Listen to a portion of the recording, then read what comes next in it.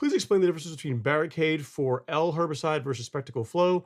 I don't use pre-emergent in the fall here in Fort Worth since I overseed my 419 with perennial ryegrass. A great question, Louise. So the differences between the two are in the active ingredient.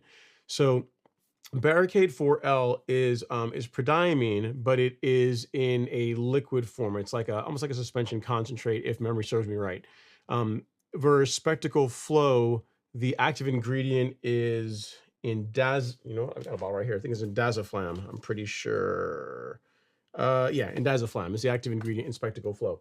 So the differences between the two, from a chemical standpoint, I wouldn't be able to tell you, but I can tell you from a standpoint of what they control and what they're really good at. Spectacle is an amazing pre-emergent for controlling Poa annua, keeping that out of warm season turf grass.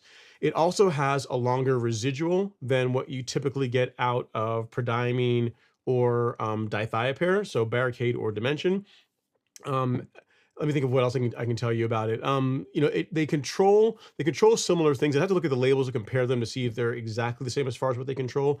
But the big thing that Spectacle is known for is as a fall pre-emergent, really for keeping Poa annua, annual bluegrass out of warm season turf. So that's something that it does far better than Barricade or Dimension. So that's the big thing. What you typically find and what I do on my lawn is I will use Spectacle Flow as my fall pre-emergent, and then I will rotate to either prodiamine or Dimension for my spring pre-emergent. So this spring I've already done prodiamine, and then last fall I did Spectacle. There are some people that use Spectacle also in the spring too. There's people that use it in the fall and in the spring, and you technically can do that. I mean, as long as you're careful with the rates, I wouldn't apply it quite as heavily in springtime as I would in the fall, because if you go too heavy as far as application rate, it can slow down or delay green up just a little bit.